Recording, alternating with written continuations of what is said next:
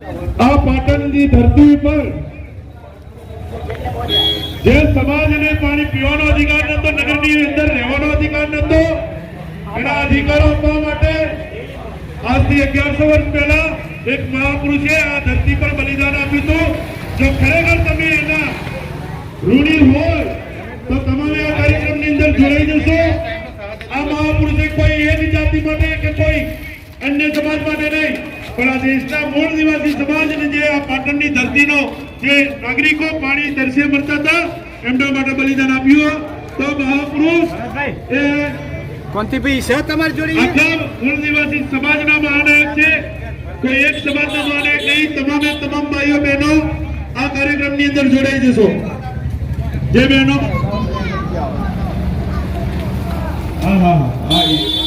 મેઘમાં એમ કે 32 નરની જરૂર પાટણને છે ને સાહેબ, પાટણમાં હાલતો થઈ જાય ને પાટણના ધણીને જઈને કહે છે કે હું મેઘવાલનો દીકરો, રનોડા ગામનો, અને વીર વેગમાયો મારું નામ છે, શું કામ છે ને તેથી એમ કહેવાય કે પાટણનો ધણી કહે છે કે સહસ્ત્રલિંગ છે, તળાવ છે, એમાં પાણી પેદા થતું નથી, પણ 3200 નર લોહી રેડે. ખબર હતી હો ષડયંત્ર છે, એને ખબર હતી ષડયંત્ર છે, અને તોય કીધું કે 3200 નર આમાં લોહી રેડે તો કદાચ એમ કહેવાય કે આમાં પાણી પ્રગટે, પ્રજાને પાણી મળે. તેથી વીર મેઘમાયો દાંત કાઢીને બોલ્યો તો કે અમારા માણા હાયલા જાતા હોય તો પગમાં ખાહડા નથી પહેરવા દેતો.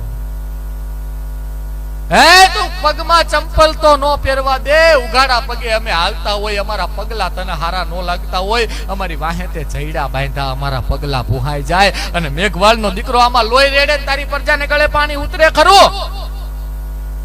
તેદી કીધું હતું કે મારે એનીથી મતલબ ન હોય, મને પાણીથી મતલબ ને પ્રજાથી મતલબ. તેદી અમારો વીર મેઘમાયો દાંત કાઢીને બોલ્યો તો કે બલિદાન આપું એની ના નહીં, પણ પાણી પ્રગટે ને પછી મને મારા સમાજથી મતલબ છે, મારી સમાજ વાહેથી જઈડા છોડાવી નાખજે ભલામણા. એ બલિદાન દેતો જાય અને મારીને તમારી વાહેથી જઈડા છોડાવતો ભલામણા જાય. એને કોઈએ નથી કીધું કે મારી વાતો કરજો સાહેબ. બલિદાન આપ્યું છે ને એટલે વાતો કરવી પડે ને કરવી પડે. છાતી ઠોકીને કહી દેજો કે અમે મેઘવાલના દીકરા છીએ. કેમ કે પાટણમાં જે વીર મેઘમાયો બલિદાન આપે ને એવું ને એવું બલિદાન 3 વર્ષ પહેલા અમારો ભાનુ વણકર આપે સાહેબ ભલામણા. એક તલાટી સાહેબ રિટાયર્ડ હોય, એનું પેન્શન આપતું હોય, સમાજના કાર્યમાં વપરાય, એને પત્નીનું પેન્શન સમાજના કાર્યમાં વપરાય, એના છોકરાની નોકરી એનું પણ એક અડધો પગાર સમાજના કાર્યમાં વપરાય, એનો એક દીકરો અમેરિકામાં એના પૈસા પણ સમાજના કાર્યમાં વપરાય, અને દૂધખાના અને જમીનના પ્રશ્નમાં એ વ્યક્તિ એટલો બધો અટવાઈ ગયો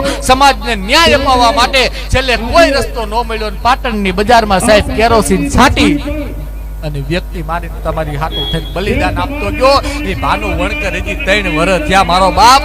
એટલે કહેવાનું મન થાય કે અમે મેઘવાલના દીકરા છીએ ભલામણા, અમે મેઘવાલના દીકરા છીએ. આ ગર્વની વાત નથી ભાઈ, કેવડું મોટું તો કોણ કહી ગયું ભાઈ? એક પણ વ્યક્તિ સાહેબ જરાય મતલબ જોયો જ નથી એને સાહેબ.